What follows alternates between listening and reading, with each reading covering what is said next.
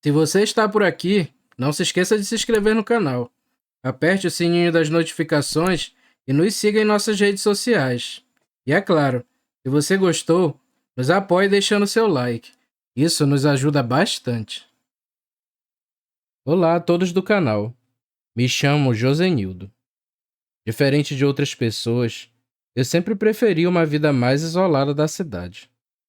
Por muitos anos trabalhei em garimpos. E foi justamente aí, em uma dessas viagens, que eu vi um lobisomem.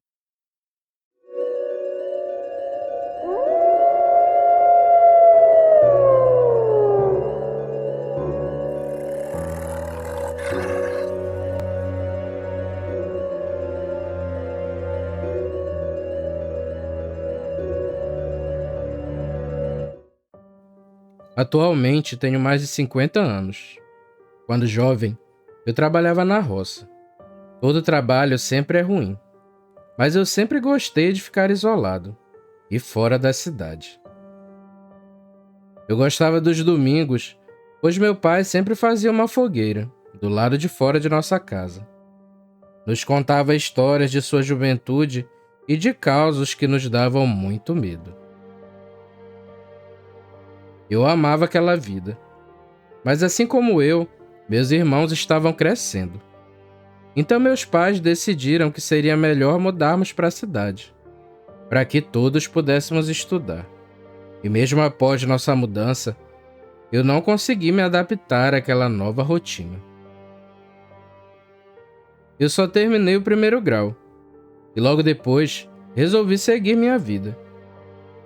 Meu primo José já trabalhava em garimpos e mesmo passando meses longe da família, sempre que voltava estava cheio de dinheiro e trazia presentes para todos. Vendo que José seguia essa vida, eu me interessei e chamei ele um dia para conversar. Contei a ele que não gostava da cidade e que queria me aventurar em garimpos, assim como ele fazia. José me aconselhou e disse que apesar de ele vir com dinheiro, isso não vinha de forma fácil e que ele me ajudaria. Porém, se eu quisesse viver, eu teria que seguir todos os conselhos dele.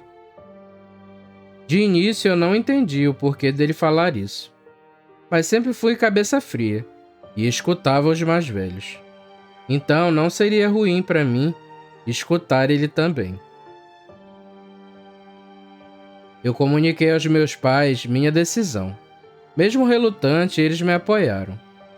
Meu pai disse que garimpos eram locais perigosos e por ganância muitas pessoas perdiam a vida. Então, que eu evitasse ao máximo qualquer confusão. Ainda na preparação para a viagem, José me disse que ficaríamos 6 meses nesse garimpo em questão. Ele me fez ir com ele em um supermercado e em farmácias, e comprou muitas despesas e kits de medicamentos. Eu perguntei a José o porquê levar tantas coisas. E ele disse que dentro dos garimpos, absolutamente tudo o que você quer é comprado, só que com ouro. Ele me explicou que esse é um dos motivos de muitas pessoas não conseguirem ouro quando vão para esses locais. Ele me disse que uma cartela de remédios chegava a custar 1 grama de ouro na currutela. Então, quanto mais pudéssemos evitar gastos, melhor seria. Na véspera de nossa viagem, José me chamou e disse que eu devia ouvir ele atentamente. Me disse que, como eu ainda era jovem, era normal eu ser curioso e aventureiro, mas que eu devia me conter. Eu nunca devia beber a ponto de perder a consciência ou puxar briga com alguém. E à medida que ele foi me contando histórias, eu fiquei surpreso do garimpo ser um local tão violento e que pessoas ali perdiam suas vidas por motivos banais. Eu prometi a ele que não iria beber em hipótese nenhuma. Ele me contou que muitas das vezes eles embebedam os homens, e quando eles adormecem, roubam todo o seu ouro. Ele também disse que nunca ficava dentro do acampamento principal e que sempre preferia dormir mais longe dos outros homens que ali ficavam, justamente para evitar qualquer tipo de confusão. Após horas de conselhos, ele disse que eu devia checar mais uma vez se todas as minhas coisas estavam prontas e que partiríamos antes do sol nascer. Eu pedi a bênção de meus pais e me despedi. E como meu primo havia dito, antes de amanhecer saímos em viagem. Durante toda a viagem, tudo foi tranquilo.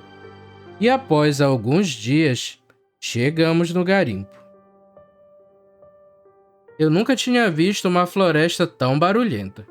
Não era barulho igual de cidade, mas as aves e macacos faziam barulho o tempo todo. Mas isso não me incomodava. Eu sempre ficava perto do José. Além de não conhecer nada, eu queria aprender tudo o que pudesse. Os primeiros 3 meses foram bem difíceis. Eu me dava bem com todos os homens que estavam naquele acampamento. Porém, acredito que pela minha falta de experiência, eu quase não tinha encontrado ouro. Era um trabalho muito difícil. E o que eu achava que seria fácil, caiu por terra, quando eu vi a dura realidade. José sempre estava comigo, e até mesmo ele não tinha conseguido pegar quase nada de ouro. Como aquele trecho estava escasso, meu primo me perguntou se eu queria ir mais para cima do rio. Talvez, mudando de lugar, a gente conseguiria ter um melhor resultado. Eu concordei e disse que não conhecia nada ali, então dependia dele. E nós ficamos acertados que no dia seguinte sairíamos dali. Antes do sol raiar, acordamos, pegamos nossas coisas e fomos andando rio acima. José tinha calculado que andaríamos o dia inteiro e sem parar. Ele confessou que para esse outro local ele já tinha ouvido alguns boatos, e lá era muito rico em ouro, mas que por algum motivo desconhecido, ninguém se atrevia a ir até lá. À medida que fomos andando, o local era de difícil acesso. Eu até conversei com José que talvez fosse essa a dificuldade de mudar o acampamento. O terreno não era nem um pouco plano, o que dificultava muito a nossa caminhada. Após andarmos o dia inteiro, chegamos no local em que José tinha mencionado. O estranho é que logo que quando chegamos no fim da tarde, parecia ter alguém ali. Tinha uma fogueira que parecia estar recente, mas não vimos nada ao redor, e nem ninguém. José disse que era comum garimpeiros andarem ao redor do acampamento. Mas o local, mesmo sendo difícil de chegar, era muito bom. O rio era bem próximo e as árvores bem altas. Nós atamos nossas redes e colocamos bem alto, para prevenir de encontrar algum animal selvagem. Naquele trecho dava muitas onças, então era melhor prevenir. Eu lembro como se fosse hoje. Tiramos 2 conservas de carne enlatada e comemos ali mesmo. Já na nossa primeira noite naquele local, o céu estava muito bonito e tínhamos uma iluminação natural. Deixamos nossas coisas mais à frente de onde íamos dormir e fizemos uma fogueira, com a intenção de que durasse boa parte da noite. E não demorou muito e eu peguei no sono. De madrugada, acordei com barulhos ao redor de onde estávamos.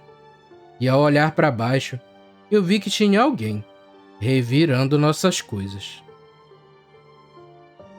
Olhei para a rede ao lado, e José estava num sono pesado.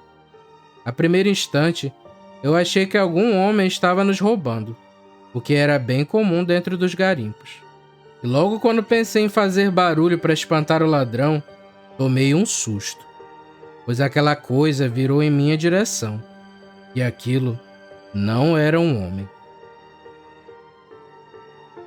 Ao ver aqueles olhos vermelhos e profundos, eu senti que até minha alma ia sair do corpo.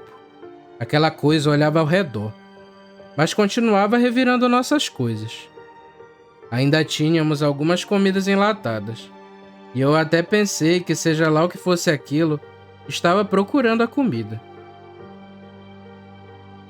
Tudo estava sendo revirado. José acordou com todo aquele barulho. Ele olhou na minha direção confuso, e eu fiz sinal para que ele não fizesse barulho, e só apontei para a direção daquele bicho. Eu percebi que ele farejava o ar, mas como estávamos bem alto nas redes, tínhamos uma chance de permanecer escondidos.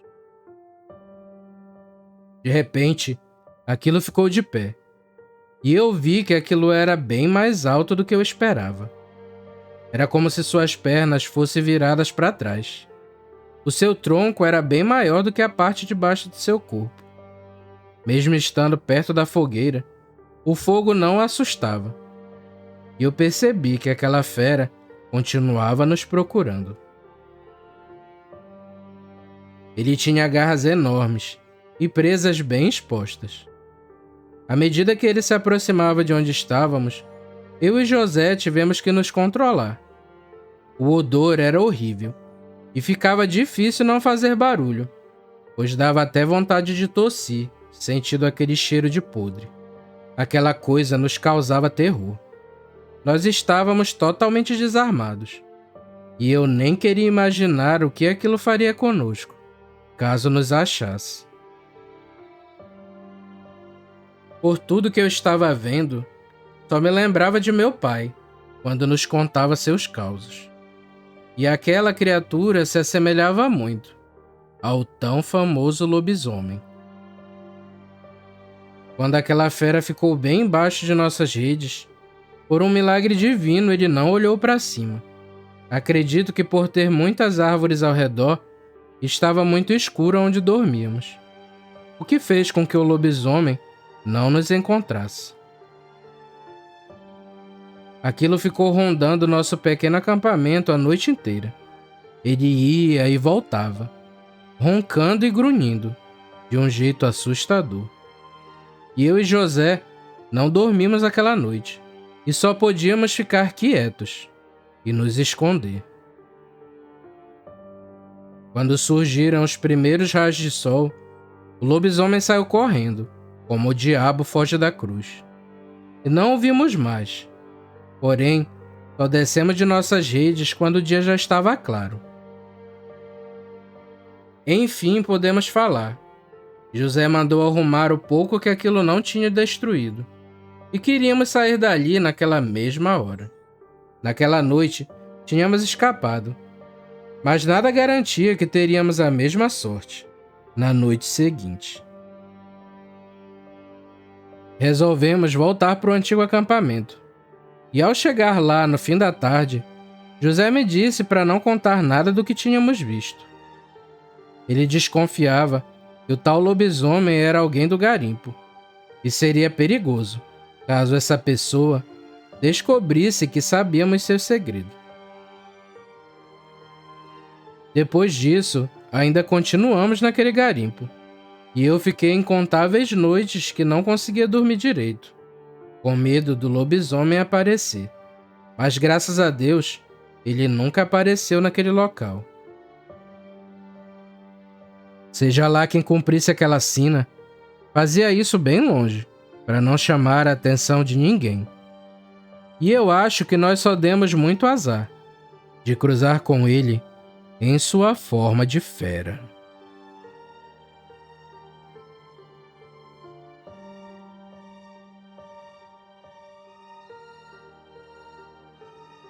Obrigado por chegar até aqui. Vou te contar um segredo. Quem se inscreve nesse canal está protegido do sobrenatural.